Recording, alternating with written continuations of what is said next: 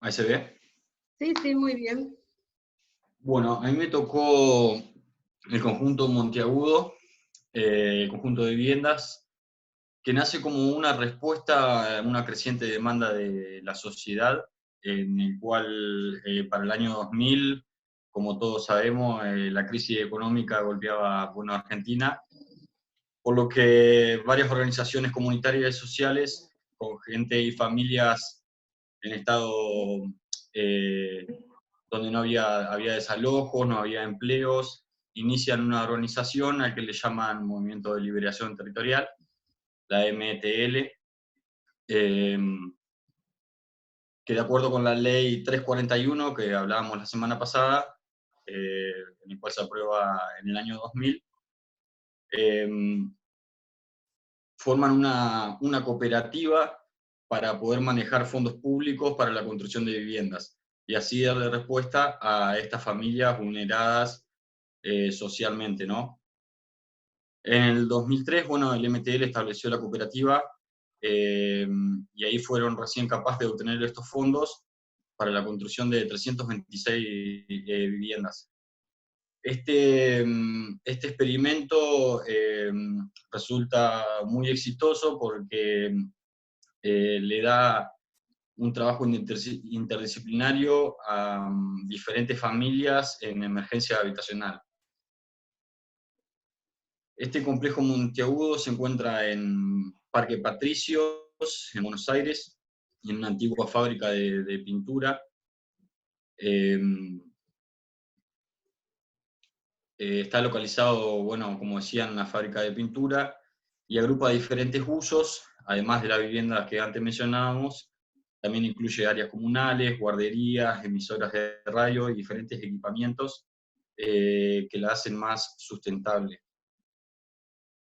Todas estas personas que habían quedado sin trabajo se adhieren a esta MTL, a esta cooperativa que estaba dirigida por varios dirigentes, pero el que más tiene injerencia es Juan Carlos Huerta Bau, que es Carlos Chile, que fue el que coordinó a todas estas personas.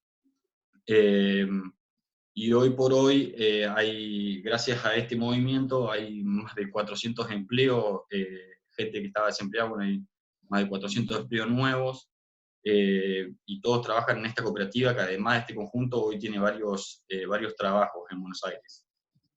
El estudio, bueno, de arquitectura que se encarga de esto es PFZ Arquitectos, donde está Feifer, Zurdo, Clérigo y Cuesta como un grupo interdisciplinario entre abogados, profesionales de la arquitectura y demás que se juntan para llevar a cabo este proyecto. Lo hicieron con diferentes fines y objetivos, como es asegurar el acceso de los desempleados y sus familias antes sin hogar a la vivienda asequible, digna, de bajo costo y de gran calidad, evitando la transferencia de recursos públicos a la firma de construcciones privadas que solo buscan la ganancia. También, por otro lado, se genera empleo por medio de un proceso desde abajo, devolviendo a la cultura de trabajo la solidaridad, el desarrollo de capacidades. También se demuestra un movimiento de trabajadores organizados que pueden maximizar los recursos recibidos y administrarlos de un modo más transparente y eficiente. Eh, para esto, bueno, se han tomado a todos estos empleados que se organizaron con una injerencia del 30% en orden femenino, que antes no se veía para nada, lo cual enriquece mucho más el trabajo y el costo de la mano de obra. El proyecto este se desarrolló en base a 4 puntos, lo cual uno es lograr la máxima cantidad y calidad de viviendas que permite el presupuesto establecido, procurar la mejor orientación y disposición edilicia del conjunto, crear un conjunto arquitectónico que armonice con su entorno vecinal, considere la preservación de la memoria urbana y promueva la integración con el barrio. Y incorporar espacios de uso comunitario propios al conjunto y para el entorno barrial, y preservar la morfología de la manzana con construcciones sobre la línea municipal con el objetivo de evitar espacios descontrolados. Estos puntos, el primero, en cuanto a lograr la máxima cantidad y calidad de viviendas, se desarrolla con 326 unidades de 1, 2 y 3 dormitorios, en 4 plantas. Se adopta una volumetría en tira,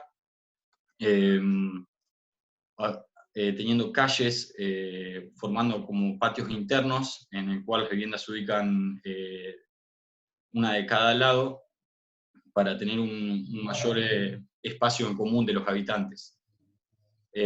Más allá también de que las viviendas de 1 y 2 dormitorios se consideraron con espacios más amplios de los establecidos por el código, para poder establecer diferentes modificaciones con el paso del tiempo y el incremento de las familias. Con el punto 2, que es procurar la mejor orientación y disposición, estas tiras se ubicaron con orientación este-oeste para brindar un óptimo aislamiento y que todos los espacios queden ventilados y iluminados. También se crea un conjunto arquitectónico donde se trató de seguir los lineamientos de los monobloques del 60 y el 70, pero con diferentes cambios, con el objetivo de que se adhiera más al entorno, como se puede ver en esta foto, con la implementación de unos arcos que cosen estas tiras y que tienen altura como se ve en la otra imagen del costado, con alturas que respetan a su entorno inmediato. Y también incorporar espacios comunitarios, como lo son un salón de usos múltiples, locales comerciales, una guardería para los chicos. También se implementó una radio comunal, en el cual hoy por hoy se la ocupa de mañana y tarde para estos fines de la cooperativa, y se la alquila el resto del tiempo para la gente que quiera llevar a cabo su propio emprendimiento. También, se distribuyó una plaza que, justamente buscando fotos, en José Cepaz y Dorrego, y José Cepaz y, me olvidé la otra calle, y Monteagudo, justamente, se deja una plaza del cual hoy está cerrada, pero el proyecto la contemplaba. En base a estos puntos se definieron como derivar algunos de estos hacia la propuesta de nosotros en La Mandarina, donde algunos puntos podría ser regular a través del cooperativismo, diferentes posibilidades para intervención de lotes, con medidas, orientaciones y aislaciones más convenientes para la vivienda. También se establece un diseño tal que sea de fácil montaje como abordaje para poder dar respuesta a las futuras construcciones. Establecer la memoria urbana y colectiva del sector como punto de partida para el diseño. Establecer el mejor aprovechamiento del espacio para que sean accesibles, comunitarios y la morfología contextual. Establecer buenas conexiones de carácter visibles en el espacio para dar una mejor localización del equipamiento barrial, estableciendo las calles públicas como un punto de acceso, y dar respuesta al déficit económico del mismo, estableciendo un diseño que contemple el soporte de la materia prima. Esto sería en cuanto al arbolado y diferentes posibilidades que nos puede llegar a dar para que nosotros lo implementemos en el mismo, y ellos, con el correr de los tiempos, puedan tomar eso que el diseño le da para convertirlo en algún producto. Y verificar el funcionamiento vehicular del sector para establecer los diferentes equipamientos y servicios.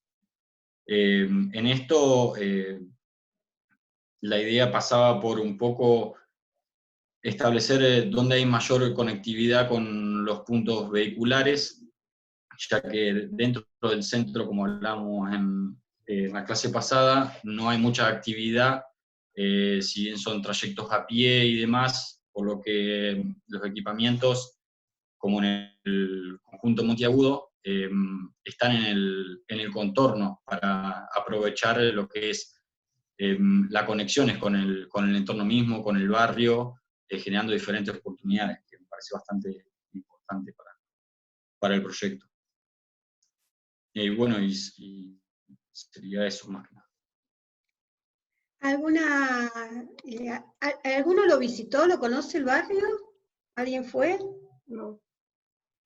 ¿No? Yo lo recorrí por Google Maps nomás, porque no lo he conocido.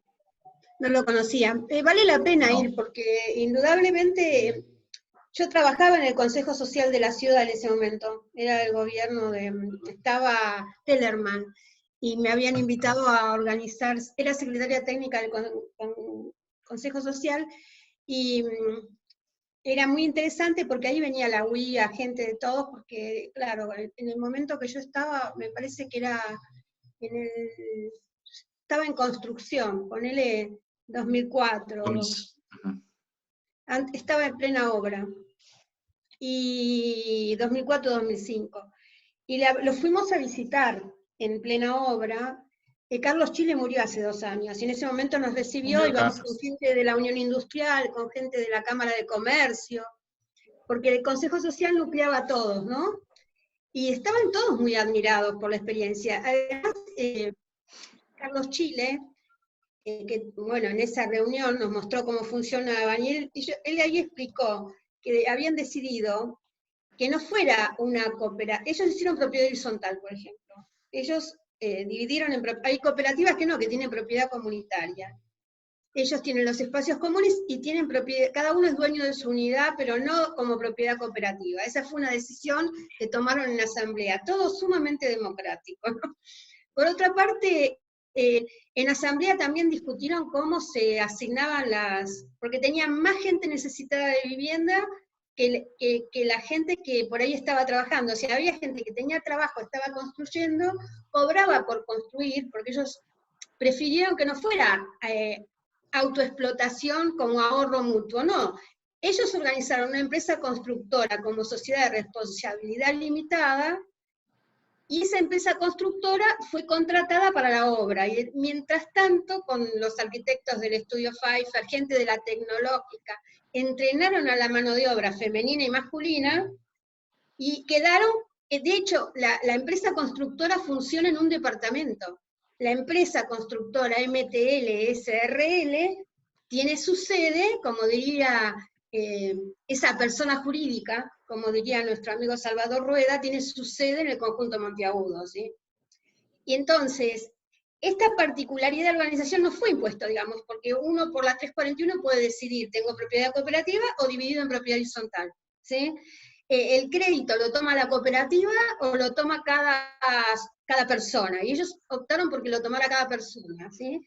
Y bueno, fue todo muy discutido. Y es increíble el crecimiento de las personas, por eso en la unidad 8 vamos a ver como ejemplo de empoderamiento este ejemplo, porque ahí, yo lo puse en un ensayo que gané en un concurso con una colega en el año 2016, es claramente este poder de tomar decisiones.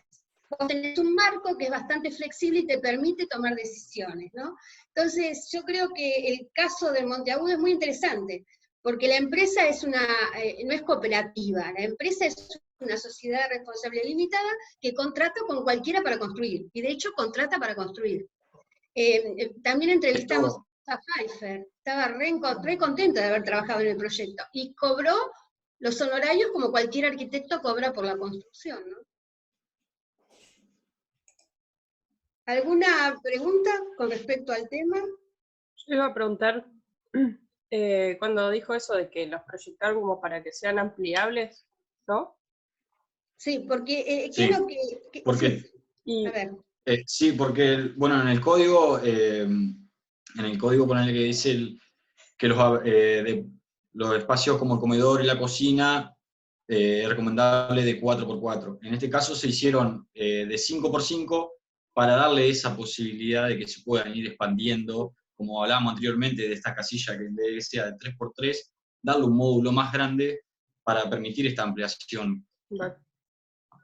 Sobre todo flexibilidad, porque si ustedes miran el plano, está bien delimitada la cocina, tiene una expansión de lavadero, la cocina se puede dividir o no. Si la familia decide, puede no dejarla integrada, de tal manera que si no la deja integrada, el dormitorio, digamos, el living, sin tener los olores de la cocina, le permite también usar como dormitorio. Pero además, como es el living de amplio, permite una división de generar un espacio para dormir, independiente. Esas son las flexibilidades que permite la planta, ¿sí? La cocina puede separarse también, como está ubicada con el lavadero a continuación, puede separarse si lo desea la familia, ¿sí? Y se entregó con el calefón, con la cocina, con el equipo, y con los muebles de cocina de guardado, ¿no? Es bastante interesante la forma en que se entregaban los apartamentos, con placares, como bastante, digamos, en el sentido, yo me mudo y no tenía nada, y puedo ubicar mis cosas, no tengo todo tirado, ¿sí? Es un ambiente, era un ambiente, además, la tecnológica, y Chile era un hombre muy inteligente, lastimosamente murió de cáncer joven hace 2 años, la gente lo lloró muchísimo, tenía una meta observación del proyecto, y él decía, yo sé que nuestro proyecto es muy atractivo para los intelectuales, y entonces esto de que el proyecto era atractivo, consiguió muchas ayudas. La tecnológica le hizo en obra todos los análisis de calidad de materiales, o sea, había gente de la tecnológica que se había armado un laboratorio para ver la calidad del hormigón, ¿sí? O sea, vos veías ahí las muestras. Se tomaban muestras de las carpinterías para ver la calidad del aluminio. Dentro del presupuesto, esta es la diferencia, lo que dicen, nosotros no teníamos un sprawl de ganancia, no teníamos ese, no, era a costo, ¿sí? La cooperativa funcionó con un salario digno y no había una ganancia empresarial. Y esa no ganancia empresarial, ese 20, 30, 40%, y sobre todo a veces con materiales truchos mucho más, estaba obviada y estaba garantizada la medición de la calidad de los materiales, que eso debería hacerse en toda obra, ¿no? Y él era una persona tan inteligente, y la verdad que tenía un discurso tan interesante, que conquistó un montón de aliados, claro, en una plena crisis que había que ensayar proyectos nuevos. Entonces se encontró en un momento favorable, histórico, y con muchísimas ayudas. Yo pienso que la tecnológica ayudó muchísimo en lo que era control de calidad de la obra. Bueno, y el estudio de Pfeiffer también, porque ellos siempre se habían dedicado, son los que hicieron el Alto Palermo, las Galerías Pacífico, no sé cuántos shoppings, el Paseo del Ángel en Belgrano, se dedicaban a la arquitectura comercial, o las torres acá en Las Cañitas, tienen, o edificios de vivienda de lujo en la Avenida Las Heras, y de repente, de jóvenes tenían una cierta ideología, porque Juan Carlos López era del PCR, que le decían los chinos en la universidad, yo cursé con la cátedra de López Pfeiffer, y realmente eran buenísimos como arquitectos, pero se dedicaban y vivían de la arquitectura comercial. Entonces ahí le ponen todo un conocimiento de organización de obra, y se enganchan con el proyecto, y ganan honorarios como en cualquier obra, porque la ley 341 paga los honorarios que corresponden al trabajo arquitectónico, digamos. Pero con una eficiencia, no era un estudio que ensayaba, era un estudio que sabía organizar la obra, manejar los tiempos, y además se avino a ir formando la mano de obra, porque hay que avenirse a ir formando la mano de obra. Esa formación se fue haciendo con la tecnológica, ¿qué? Ese es otro tema, así que decían que la implementación de diferentes talleres de oficio, como electricidad o albañilería, porque la gente que llegaba, que se añadía a la MTL, a la cooperativa para laburar en este proyecto, por ahí no tenían los conocimientos necesarios en la construcción. Entonces lo inducían en un taller donde le explicaban y le enseñaban cómo era el oficio realmente, y así fueron empezando, y hoy por hoy, bueno, tiene sus beneficios, ¿no? Mano de obra entrenada. La gente no, a lo primero contaba que no, por ahí no iba a trabajar, no tenía fuerzas por una mala alimentación, por su situación de pobreza, y después con el correr de los meses se fueron entusiasmando y fueron aprendiendo verdaderamente lo que es la construcción. Y claro, fueron adquiriendo las habilidades del oficio, ¿no? Porque no es que si fue a los ponchazos, les daban talleres de entrenamiento para ser colocadores, para ser carpinteros de obra, para doblar los hierros, ¿sí? Así que bueno, fue toda una experiencia, y todos, hubo muchos aliados, esto es lo que pasa, estos proyectos tienen que tener muchas alianzas, o sea, porque sin la tecnológica, un estudio como el de Zurdo, un proyecto tan grande, no se hace en tiempo y forma como este, había mucha experiencia que ayudó, y bueno, y un liderazgo como el de Carlos Chile también, ¿no? Toda esa cosa de asamblea y de discusión y de democracia que tenía en la gestión, era muy democrático. Todo se discutía, todo se acordaba, todo se consensuaba, ¿sí? Esto, si se escrituraba individualmente o si era propiedad cooperativa. y eso se consensuó y se actuó lo que la mayoría decidió, ¿no? Eso fue muy, muy interesante. Sí. Bueno, ¿algo más? La verdad que para mí haber conocido a este líder era muy impresionante la personalidad, ¿sí? Desgraciadamente falleció tan joven, pero bueno, falleció menos de 50 años. Bueno, Vir, sigamos. ¿Has? Sí. ¿Me Acá escucha? dice alguien que no lo acepta, ¿no? ¿Claudia? Ah, no, Claudia, estás acá. No, era viejo. Sí, dale. ¿Quién sigue? Yo, Una cosita antes de que se nos pase. No por obvio quiero dejar de mencionar la externalidad positiva de que se hayan formado esos operarios. Esa capacidad les quedó a cada uno de ellos. No solamente fue la construcción de su casa, sino que además quedaron capacitados, no solo en cómo construir, sino en lo que es un sistema cooperativo. Es obvio, Sí. está clarísimo, pero si no los mencionamos tal vez se pasa. Además, ellos funcionan como una sociedad de responsabilidad limitada, se organizaron como empresa, no como cooperativa, porque ellos querían contratar como empresa. O sea que lograron una persona jurídica empresarial, digamos. Decidieron ser una sociedad de responsabilidad limitada y no cooperativa. Tal Fueron cual, pero cooperativa para la compra de terreno, y discutieron y decidieron, porque le por daban eso más fue un paso posterior, estaban tan bien formados en esos valores cooperativos que incluso hicieron un salto más alto aún. Hicieron un salto porque dijeron, no, para contratar contratos más grandes Claro. tenemos que dar un salto. Y entonces ellos se organizaron como empresa constructora, ¿no?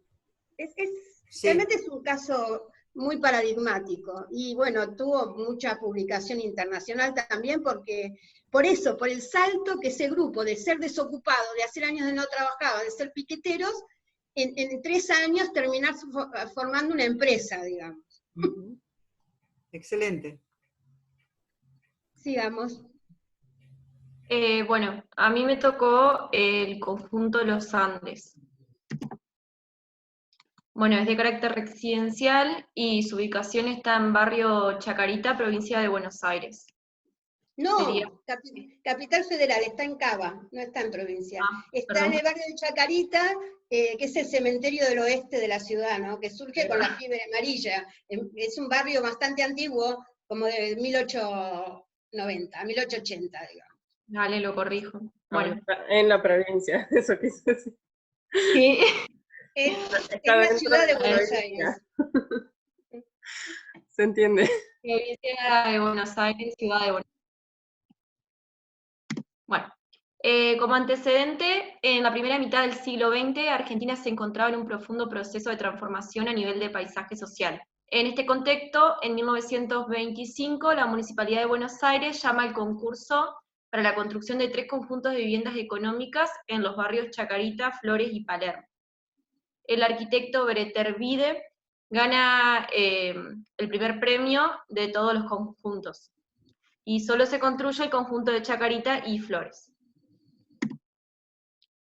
Bueno, el edificio.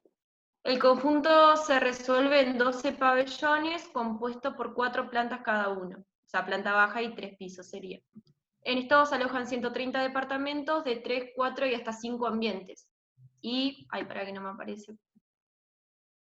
Creo que son 25 locales. 23 dice acá en la transparencia. No, justo me lo tapa. Bueno, 23 locales. Una biblioteca pública, jardín de infantes y amplios espacios verdes con usos en común. Cuenta con ciertos adelantos tecnológicos para la época, como agua caliente, conductos para la eliminación de residuos, teléfono, ventilaciones para estufas de carbón. Bueno, la fachada. Se conservan ciertos elementos de la construcción tradicional clásica, como la simetría, proporciones verticales de los aventanamientos y los materiales. Se organiza con un basamento de ladrillo a la vista que contiene los locales comerciales con cortinas metálicas de enrollar y diferentes accesos al conjunto entre un pabellón y otro. Las cubiertas son de tejas con escasa pendiente, ventanas de madera, celosías metálicas, balcones de hierro, terrazas con pérgolas y revoque texturado. Bueno, acá desarrollé los distintos puntos donde funda sus ideas, sería el arquitecto. Algunas de las ideas surgen de los conceptos que planteaban los socialistas. Este traslada estos conceptos a una obra concreta en arquitectura. El arquitecto funda la base del proyecto teniendo en cuenta los ideales socialistas de justicia e igualdad. Esto se puede ver plasmado a través de la organización de los cuerpos en base a un eje de simetría, que si bien deriva del sistema clásico tradicional, se encuentra reinterpretado. Ya que en vez de que dicho eje sirva para focalizar algún elemento importante, como puede ser en otras situaciones como el Papa, en este contexto cumple la función de ser común para todos. Bueno, el eje, lo que él planteaba es que el eje es lo principal y lo principal es para todos. También funda sus ideas en cuanto al modelo de ciudad-jardín. Como alternativa al desarrollo de las ciudades se planteaba este concepto. La convivencia es fundada en el cooperativismo, se entiende el barrio como un pueblo chico, sistema urbano descentralizado en cuanto al poder y predominio de la vegetación en los espacios públicos. Bueno, acá puse un diagrama, un tipo de planta del modelo ciudad-jardín, y esta sería la planta del conjunto. También se basan normas orientales en cuanto a la relación entre espacio abierto y cerrado, que plantea que es la clave de la arquitectura oriental. El vacío no es lo que existe, lo que no existe, lo vacío y lo lleno son una sola cosa, que es el concepto del yin y el yang. Y en base a eso desarrolla la distancia entre los volúmenes, lo hace según la sombra que arroja cada uno de ellos, para que cada volumen posea la misma calidad de asoleamiento. Ventilaciones cruzadas, espacios verdes para la integración del espacio público. Bueno, y ahí me pareció interesante, puse un banquito que vi en un video que tenía puesto un tablero de ajedrez, y vi que había distintos diseños. Bueno, también hace referencia al patio colonial, busca recuperar el concepto de patio colonial, ya que el edificio fabrica con el vacío un punto de atracción que se reparte por igual para todos, debido a que todos los elementos miran hacia él. Y bueno, de esta manera rompe con la creencia de que la calidad constructiva, la comodidad y la belleza estética solo pueden ser atribuidas a la clase alta. Bueno, y en cuanto a la conclusión, haciendo referencia a la entrevista que hicimos con Nora, y bueno, lo que fuimos dando en cuanto al barrio Las Mandarinas, considero que el conjunto Los Andes es un referente clave al momento de desarrollar un programa de viviendas, debido a que es evidente el grado de sensibilidad que presenta hacia aquellas cuestiones de la vida cotidiana de las personas que lo habitan. Es así que se vuelve imprescindible responder a las necesidades e inquietudes de los vecinos, como es el caso de Nora, nuestra entrevistada que reside en el barrio Las Mandarinas, quien indirectamente nos transmitió bases fundamentales a tener en cuenta al momento de proyectar en el barrio, como cuestiones como la inclinación por los espacios flexibles y amplios. Bueno, ella contaba ya que en su caso reformó la vivienda, o sea, pensar realmente en las necesidades que van a tener cada uno, profundizar en cuestiones relacionadas a la aislación, ya que no cuentan con los elementos e infraestructura necesaria para la calefacción, que se inclinan por el trabajo cooperativo para tenerlo en cuenta, que se produce un ambiente familiar, ya que todos se conocen, más allá de que el barrio estaba dividido, dentro de esas subdivisiones presentó bastante unión, y bueno, la necesidad de un espacio físico conector entre la vivienda y la calle, es decir, reformar el concepto de gran vereda que actualmente es la calle. A su vez, talleres de oficio y arte, donde también se promueva su autoestima y el sentido de pertenencia de la gente. Eso sería. Una pregunta, ¿reformar o conservar el programa, el tema este de gran vereda que es la calle? Porque si nosotros trabajamos con el concepto de supermanzana, esa calle que es una calle apropiada por el peatón y por el vecino, y tal vez también hasta con la posibilidad de tener espacios, digamos, de corredor verde en la calle, no sería apropiársela, también mejorarla, pero siempre desde esta apropiación para uso no del auto, sino para uso de la gente como es hoy, digamos. Me imaginaba reinterpretarla como volver a estudiarla o hacerle más foco, pero sí manteniendo eso que Claro, se ve. pero vos aclaralo eso, digamos, mejorar o potenciar algo que la comunidad ya está usando. O sea, para Claro. ellos ya es una supermanzana. Y me parece que eso es muy importante, porque da pie para generar un gran desarrollo. ¿Sí? Claro, ahí cuando estudiaba, bueno, la obra que me tocó pensaba en eso, que los espacios que generaba el arquitecto con el proyecto es como que ahí ellos ya lo tienen, más que falta como una vuelta de tuerca. El Ellos lo espacio tienen en la calle, pero esa Claro. calle que es una calle pública de uso vecino, digamos, no es una calle pública de uso auto, ni uso Claro. camión. Entonces me parece que es interesante porque hasta puede dar una posibilidad de un corredor verde con frutales, por decirte, ¿sí? Lo pensé así. Además de espacio de juego de niños, ¿sí? Está bueno. Bueno, ¿alguna reflexión más, chiquis, antes que se corte? ¿Pepo? Hola. Guille. Hola, Graciela. Me sumé un Hola, poquito hola. tarde. Me perdí la primera, pero esta la vi entera.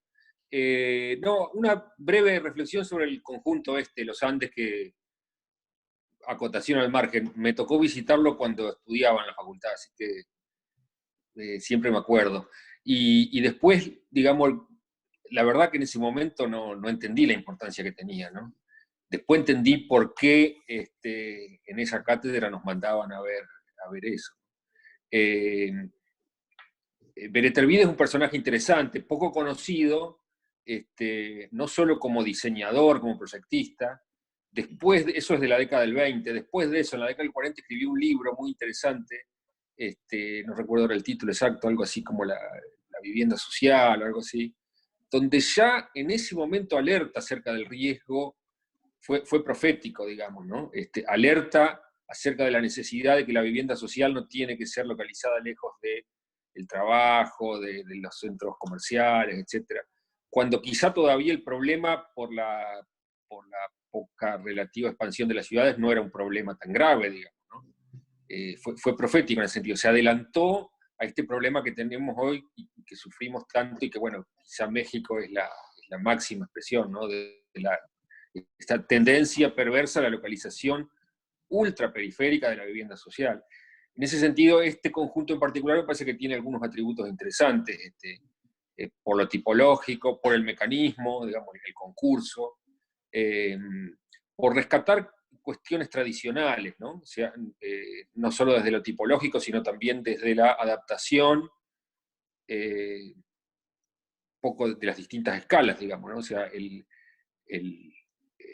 diseño de la célula, de la vivienda, el diseño del conjunto, el conjunto de una determinada parcela, que en este caso ocupa toda la manzana,